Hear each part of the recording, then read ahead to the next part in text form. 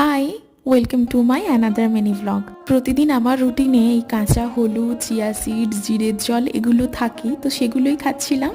আর তারপর এখন যেহেতু শীতকাল, তাই আমার চা কফি ছাড়া চলে না। মানে হলো চায়ের মধ্যে একটু কফি গুলে নেওয়া।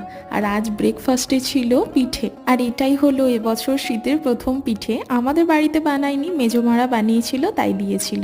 প্রতীকের শরীরটা খুব খারাপ, তাই ওর জন্য একটু কাঢ়া বানাচ্ছিলাম।